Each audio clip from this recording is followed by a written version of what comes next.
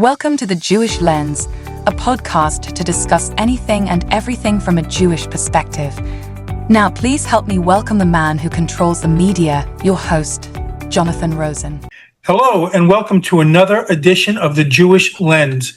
I'm Jonathan Rosen, and today I am thrilled to welcome someone who was a travel columnist for a national newspaper. She was a public relations rep, where she had a lot of dealings with foreign press. She's given nearly 300 keynotes, lectures, and author talks, primarily on the Holocaust, and is the child of Holocaust survivors. She was the recipient of the 2024 Courage Like Coretta Award from the Martin Luther King Commission. She's the author of several books, including her latest, A Novel Crime, which will be released in March of 2026. Please help me welcome Deborah Levison. Deborah, thanks so much for joining me. Hi, thank you so much for having me. Well, we have a lot to cover, but I want to start by going back with you. So you grew up in Canada. So first of all, which part? Yeah, Toronto. And I'm just about at the halfway mark where I spent the first half of my life in Canada and the second half here. That's right. So what was your family life like? I mean, especially with regard to Judaism when you were growing up. Well, first of all, I had a very, very small family. Like my entire family, extended family included, was 5 people. I had my parents, one grandmother, my older brother, and me. And that was the extent of our clan. And so it was a very quiet childhood. It seemed like there was a black cloud kind of hanging over us. Oh, really? Oh. At least that's how it seemed to me. And my teachers were constantly complaining about my overactive imagination, but that's how it felt to me. I felt somewhat like a stranger in a strange land. You know, we spoke a different language. I didn't speak English when I was little. I spoke Hungarian. Oh, really? Okay. And I started school not knowing English. And, we ate different foods. When my friends would come over for dinner, they would kind of grimace at the food that my mom was serving because were you born in Canada? I was born in Toronto. My brother was actually born in Hungary, okay. and my parents had to escape with him. They were under communism by that time, and right. So in 1956, when everyone emigrated from Hungary and many went to Canada, my parents included, with my brother in a backpack at the time. So he was born there, and then they settled in Toronto. Well, But, and then as far as Judaism goes, my mother especially tried very hard to assimilate, not to have any religion, even though it sort of leaked through in a very angry at God kind of way. Right. My father had been much more religious growing up, and he still felt that he wanted that as part of our lives. But, we only went to synagogue on the high holidays. I didn't go to Hebrew school. I didn't have a bat mitzvah. And even our synagogue was just for the Hungarian community, and the services were in Hungarian. Oh, wow. What did your family do? I'm just curious. So my father was the chief estimator for a very big electrical engineering firm that was owned actually by his cousin. So they actually came to Canada because they were sponsored by one of the only surviving relatives, which was this cousin. And he had arrived a couple of years before my parents did and started this company. And my dad went to go work there and spent his entire working life there. Well, and both your parents are from Hungary? Yeah. My mom was studying to be a veterinarian, her studies were curtailed again under communism. They only wanted peasants and children of peasants at university at the time. That's how she explains it. And so she was not allowed to continue her studies, but was very smart and came to Canada. The only thing she could do, with no language at all, no English, she was an elevator operator for the first little while. Oh, and they Did they have to go through did they endure life in the camps at all, or no? Yeah, my father was in three. He was in first, and he was 17 years old, by the way, when the Nazis first arrived in his little village north of Budapest. He was born in a village called Balassagyarmat, and to a pretty observant family. And so he was 17 when the Nazis came in March of 1944 and first ghettoized. All the people in the town and the surrounding towns were brought into a ghetto. I think there were 6 families to the house that he was brought to. And so this was in the early spring, and he talked about how the most important thing to him at the time was being allowed to graduate high school, because he knew that without graduating, without getting his diploma, he wouldn't be allowed to go on to university in the fall. And so even after the Nazis came, and even after he was put into a ghetto, at the beginning, he was thinking along this very normal timeline of going from high school to university and so on. And of course, it didn't turn out that way, because in the summer, they came and rounded up all the men, 18 and over, and took them away to forced labor, including his father. And then they came back again for the younger boys. And my father was probably one of the youngest in a group of 200 boys to be rounded up and taken away. Oh, wow. Yeah. And so from there, he went to a camp called Fertőrakos, which was a transit and labor camp in the very west of Hungary on the border of Austria. And then from there, he spent some time there. Then he was taken on a death march to Mauthausen in the winter, and then another death march to Gunskirchen, which was actually a sub-camp of Mauthausen. I don't know if you know.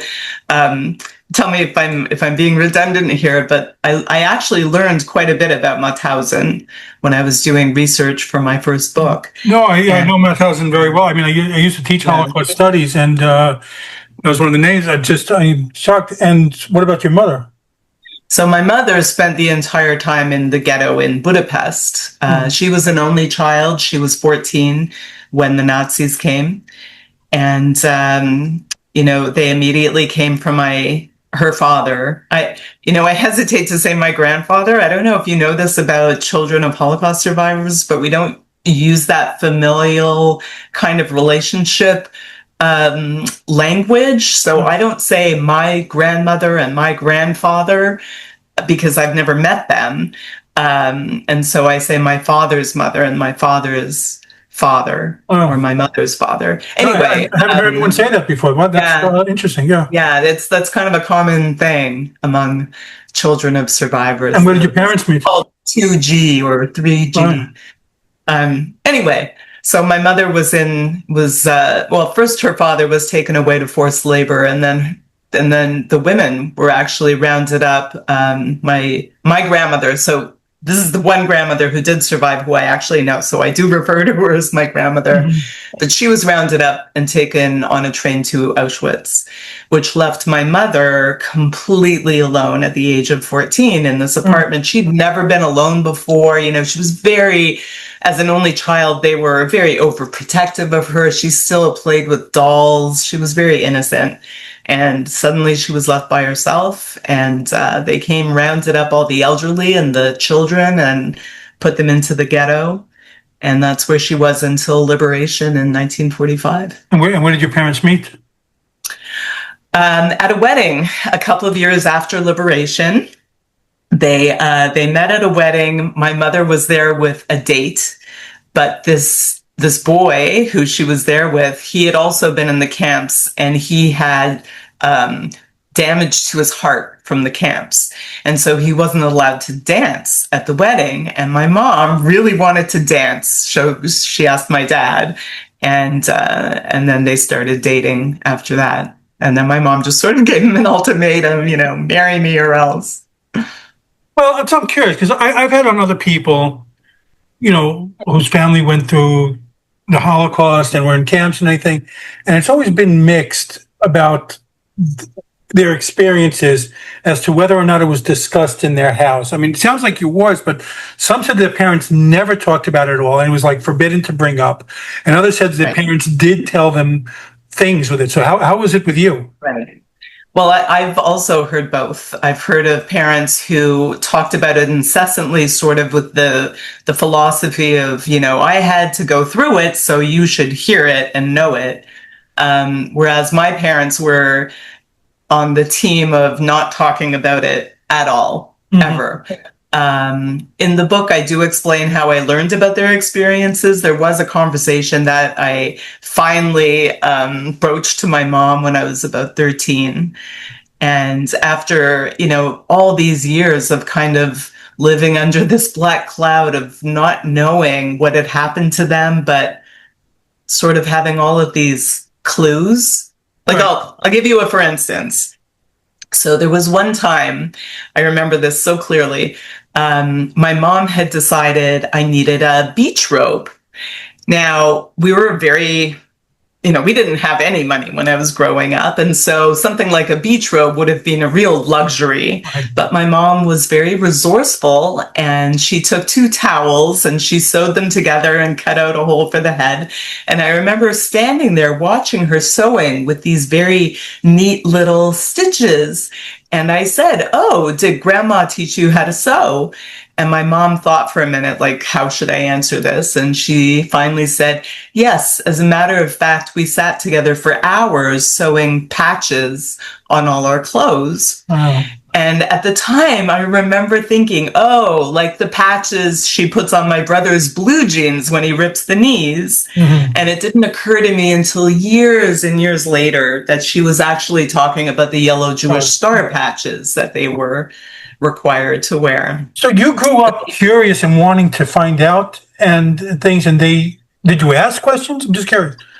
I did not, because it felt in my house that I was always walking on eggshells, that my parents were fragile in a way that if I said the wrong thing or did the wrong thing, I could break them.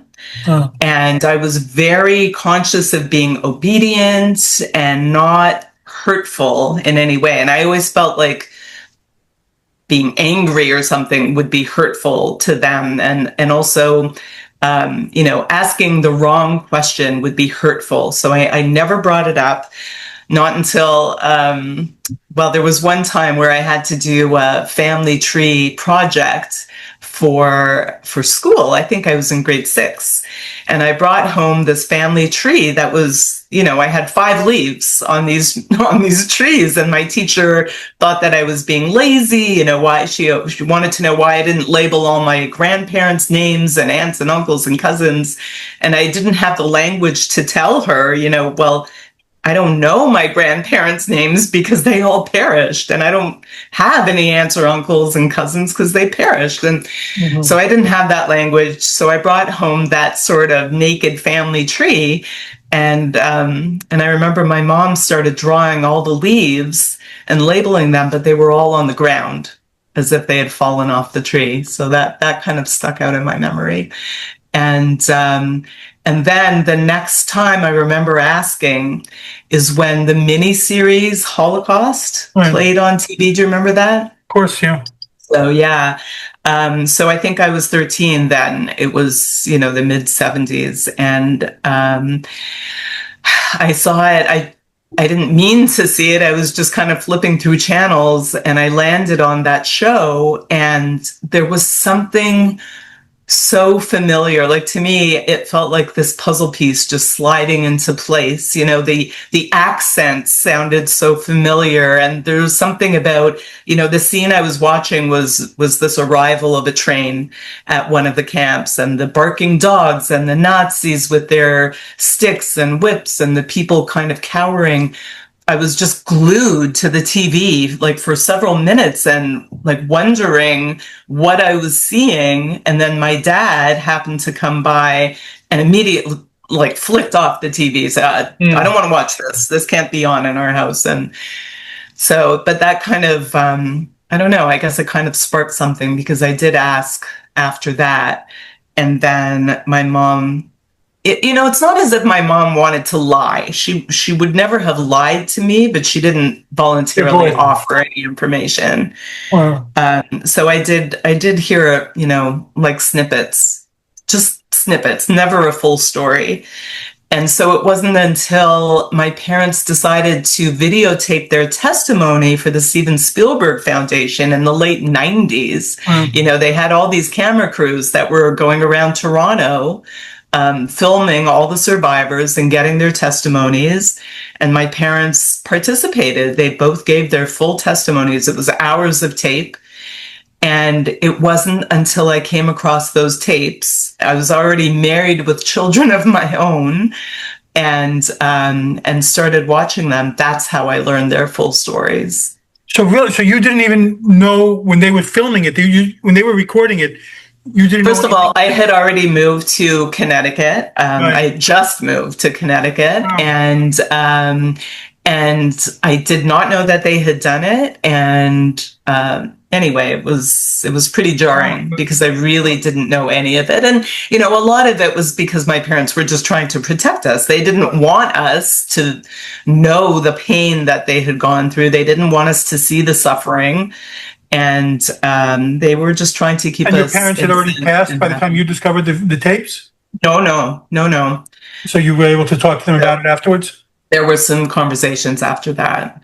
And so a lot of that's like the bulk of what I write about in my book, my first book. All right, let's go into you then. We can come back. Let's go into you. Curious about your experience as a kid. First of all, were you a big reader? Yeah. I was a bit of a loner. And especially in the summers, we spent our summers in this very isolated kind of forested area of Ontario, a couple of hours north of Toronto, by a lake. So my parents built a cottage by the lake. And that's where I spent my summers from the age of 7 onwards. And it was lonely. There weren't a lot of people around. And so I would read. That was like the big activity all summer long. Go to the library, take out an armload of books to last the week, and that's what I would be doing. What were your favorites? Well, of course, Nancy Drew and Anne of Green Gables, and Heidi was a big one that I read many, many times. Yeah. How about writing? Were you a writer too as a kid? I wrote these really creative stories, and it's funny looking back, it never occurred to me to be a writer when I started university. I never thought that would actually be my profession, even though that was definitely my strong suit. I couldn't do math to save my life, even though my dad was a mathematician. Clearly I did not get those genes. But it just didn't occur to me to be a writer. I wanted to do something else. What was the first thing that you wrote that you remember writing as a kid? The first story, and I remember this again very clearly, I wrote a story up at the cottage about an experience that we had. So it would be my mother, my grandmother, and me during the week, and then my dad would come up on the weekends, and then he'd go back to work in the city. So on Thursdays, that would be the day that we would have to take the garbage to the local garbage dump. And every Thursday, there was a mama bear and 2 cubs that would kind of come sauntering out of the woods. Oh, cute. And there would be a whole line of cars with their engines off. Everybody would be, it was like a show. It was like, instead of a movie, this is what we were doing on a Thursday night, sitting in our car and waiting 8 o'clock for this mama bear and the 2 cubs to come out and, root through the big garbage dump. And so my short story was about this bear. So I was reading on your site that one of the stories that inspired you to write was the monkey's paw, which, first of all, I love that story. And I've actually written a modern version of it that I wrote a whole book about it. It's never published, but I'd still like to get that published. So what was it about that story that inspired you? Well, was that not the creepiest story you've ever heard? It's the creepiest story. It really is. It's one of the creepiest stories. Mine was a comedic take, but it was the creepiest story. Yes. Yeah. I mean, that freaked me out. And it wasn't just the story. It was the fact of hearing it for the first time in the dark, in the woods, how old were you when you heard that? Fire. Maybe, I don't know, maybe 12 or Oh, so you were 14. still young when you heard it, yes. Oh, I was young. Yeah, it was camp. I was young, and then my brother, once he found out that this kind of stuff freaked me out, he really Of launched course. into it. And Of course, yes. or he'd come into my bedroom at night with all the lights off, shining a flashlight under his chin. That makes your Right. really scary. He would do that night after night, and it just scared me so much. But I loved like the whole idea of storytelling. I just never thought to make it a career. So before we do get to your books, I want to hit a couple of other things. So first, you went to the Royal Conservatory of Music. So was that the path that you originally set out for yourself? That was the path my parents set out for That me. was what they wanted you to do. They wanted me to be a concert pianist. My brother was this huge success. He was brilliant. He was the one with the brains in the family. He got a PhD and an MD, and he is still a doctor. And my path was supposed to be concert pianist. And, You didn't care for it as much, or what?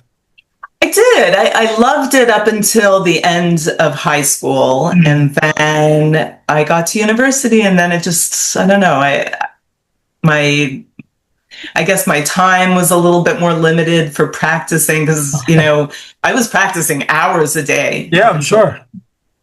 It's tough. It's a lot of dedication, very time consuming. Yeah, I'm sure my parents were pretty disappointed. And you also wrote a travel column. So tell me about that, and how did that come about that you started writing, a column for this?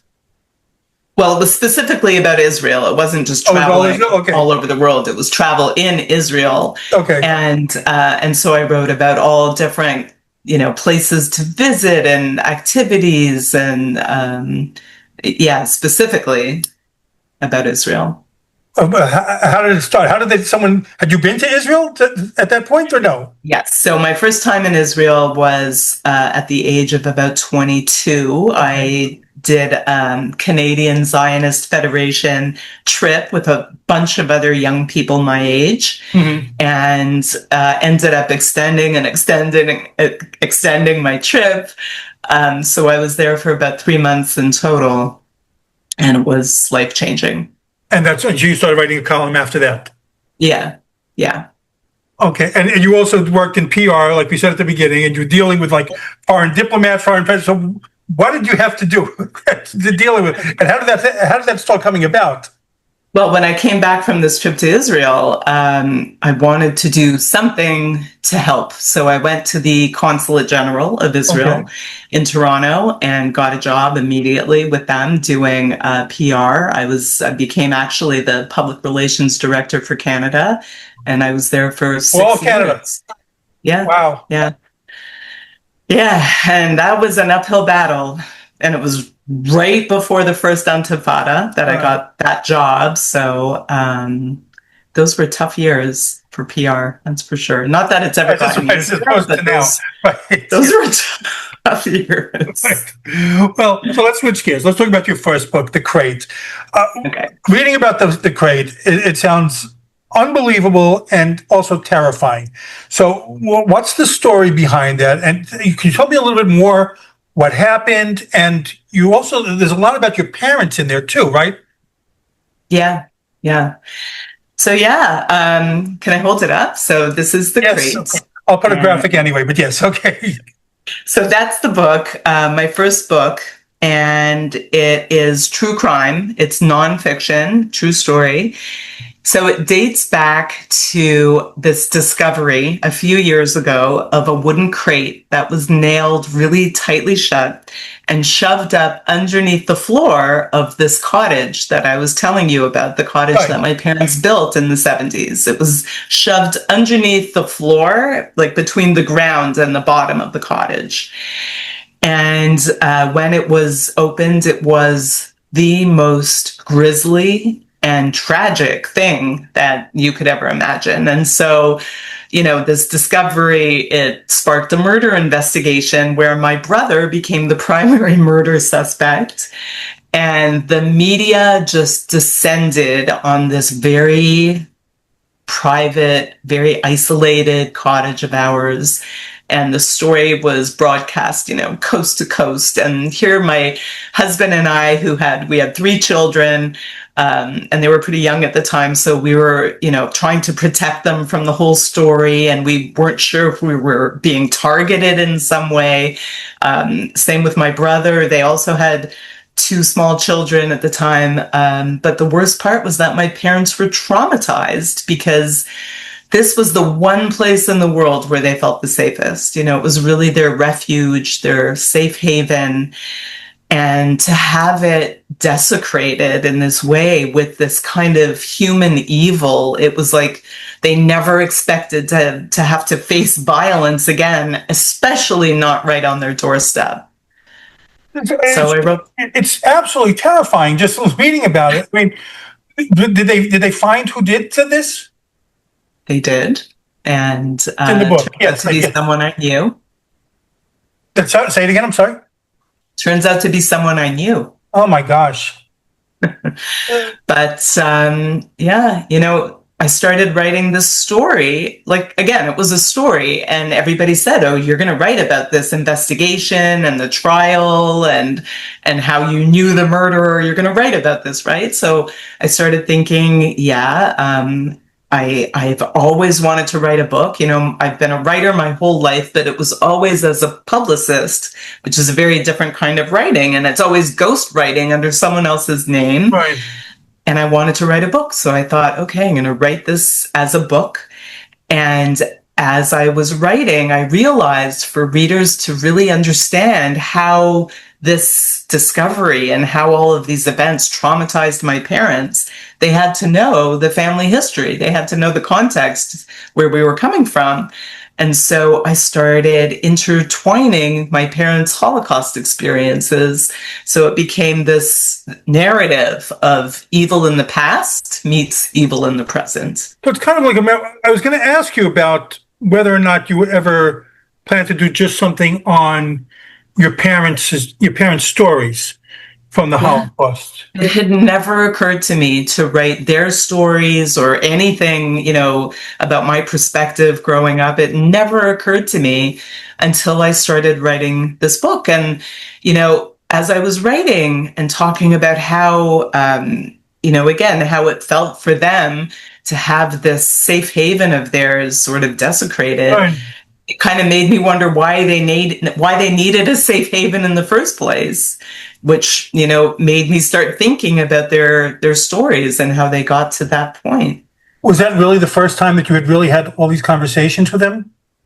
It wasn't the first time, but it was sort of the watershed moment where it sort of solidified my identity as a child of Holocaust survivors. I mean, I'd known it before then, of course, but it wasn't really first and foremost in my mind. But since I wrote the book, it absolutely is. It's become my identity. It's the eyes that I see the world through. Did you keep the cottage? Yeah, we still have it. Yeah. You still have the cottage. Wow. Yeah. Yeah. Yeah, I can't even imagine what it did to your parents. I just, when I was reading about the stories, like I felt so much for them afterwards. I just like inconceivable, incomprehensible to me that something like that could happen there. And especially, but now like you said, with someone that you knew, like how violating. It's such a crazy story. Like even to this day, we look at each other and we say, "Did this really happen?" It's just craziness. So, and during this time. Yeah, you did Nest of Snakes next, which is pure fiction. So so hold up that book. Right, here we go. So had you gone through the whole thing? I mean, you sought out an agent, and you got an agent to get this all published. Yeah. So with Nest of Snakes, it was again this story that just sort of fell into my lap, just like the first one did, where I was still working as a publicist, and I happened to have a bunch of clients who were law firms, And I was working in a public relations agency with all of these law firm clients. And for some reason, a few years ago, there was a whole spate of these lawsuits where middle-aged men came forward to allege that they had been abused as children in these very elite Connecticut private schools. Mm-hmm. And as the publicist, it was my job to get the stories into the news, and I had to read through the complaints and the cases. And as I was reading through, I just could not believe what these boys had gone through. They were very young and very vulnerable because they were at these schools alone, boarding there. Many of the schools were pretty isolated, and obviously it was before cell phones. It was back in the 80s. Many of the kids' parents were sort of unreachable. And I was reading and I couldn't believe just how many people were complicit in these stories of abuse.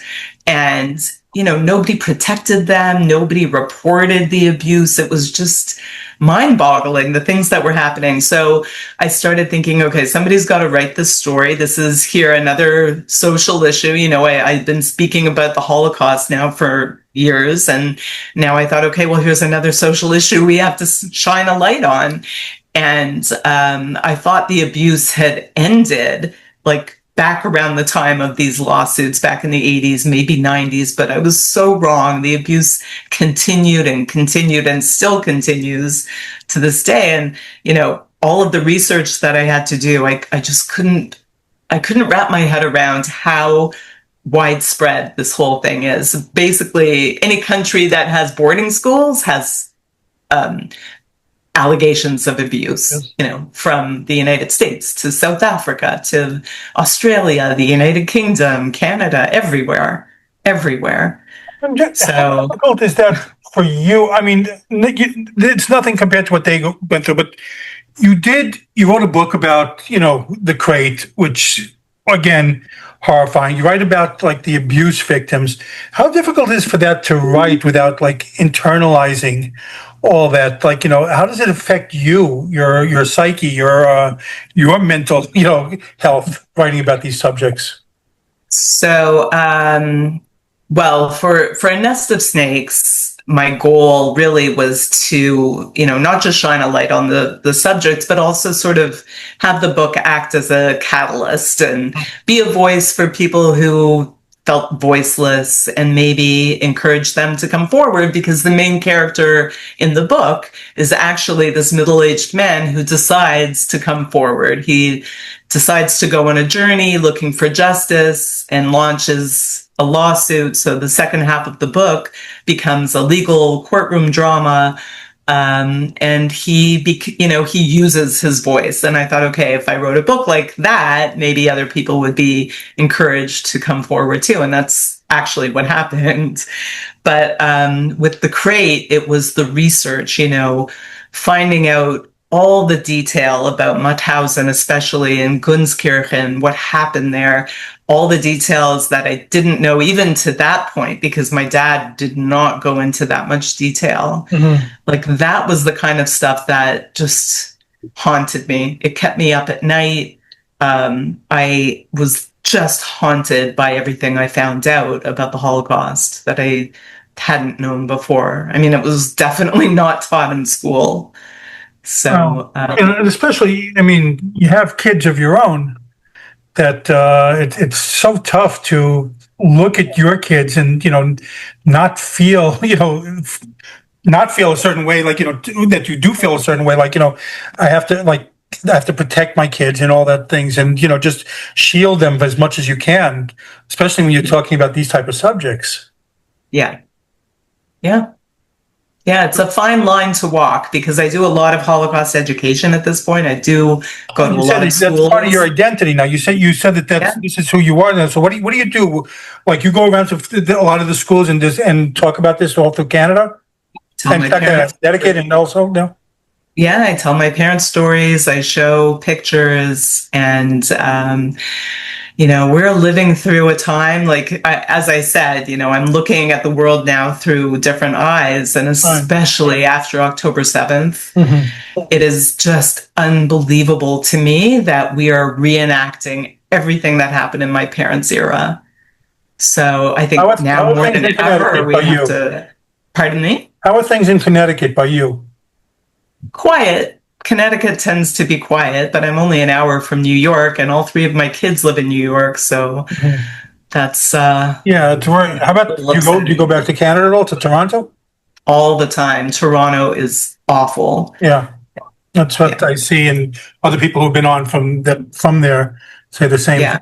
I see it all over social media how bad Toronto is. It is awful. It is not the city that I grew up in. So let's go on to your book, A Novel Crime. It's coming out at the beginning. It's coming out March of 2026. So tell me about that and the impetus behind writing it. There. That's more of a comedic book, right? Yes. Right. So, after these two very heavy books that I wrote, The Crate and a Nest of Snakes, I really wanted to write something lighter, something funny. And so it's the story of a struggling romance writer who is desperate to have a bestseller. And she has this chance encounter with this celebrity, this glamorous celebrity author. And then things just go haywire. She just goes down this rabbit hole of mayhem and crime and just goes off the rails. And it was actually a lot of fun to write at first. Why at first? Well, so what happened was I started writing the book in the spring of 2023. Okay. And then by September, I was, 80, 90% finished the book. And then October 7th happened. And there was a major section of the book that was about kidnapping. After October 7th, it was just not funny anymore. First of all, I was just numb for months afterwards. I was paralyzed. I couldn't write. I really couldn't do much of anything. I was just gutted for the first few months after. Right. And, looking back, the stuff that I had written just was not funny anymore. And so it was quite a while before I could finish the book. And then I had to revise it substantially, to lighten things up. Right. You're not alone in that. There are a lot of people. I mean, I felt the same way, and a lot of other people I've spoken to say the same thing. It was crippling. You couldn't. I mean, it's collective trauma, right? Yeah. I mean, it's exactly what The Crate is about. It's what A Nest of Snakes is about. It's collective trauma. But the book is coming out. It's coming out in March. Yeah. And it is a comedic story, and people can escape from all the problems reading it. So I want to ask one other thing. So we mentioned at the beginning, you were the recipient of the Courage Like Coretta Award from the Martin Luther King Commission. Tell me about when you found out that you were going to get the award, and just how meaningful was that for you? Oh my gosh, so flattering and humbling, and a huge honor. It really was. And, I spent a lot of time doing all of these talks about the Holocaust and telling my parents' stories and just hoping that it was making some kind of impact. So this was just really gratifying. How did you find out about it? Did someone contact you? I mean, someone called you about it? Yeah. There's a commission in Connecticut. And the commissioner of... You have to put yourself up for it, or just someone... No, they found out about my book. And That's very impressive. That's really great. So, okay, so what are you working on next?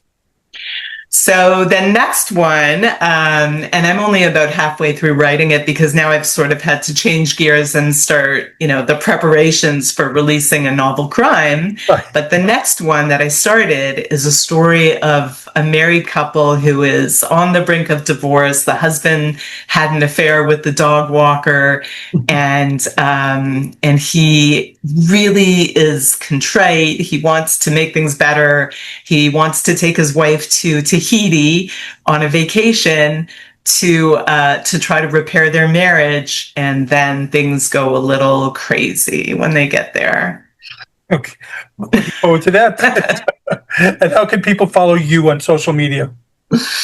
So I have a website. It's debbielevison.com, DebbieLevison.com.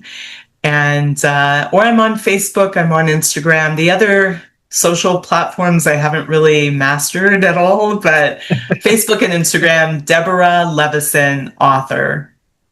Well, I'm looking forward to the next one. I like comedic stories, and I'm hesitant, but what I read so far, the great, it was fascinating to me, but I'm hesitant on that. But I want to thank you for taking the time to come on today. It was such a pleasure getting to talk to you and hear all about the stories, just on some unbelievable stories that you have. Yeah. Well, thank you so much for letting me share. Well, again, this has been The Jewish Lens. I'm Jonathan Rosen. And again, a very special thanks to Deborah Levison. And please like, comment, and subscribe. Thanks for tuning in to The Jewish Lens, where all items used was strictly kosher.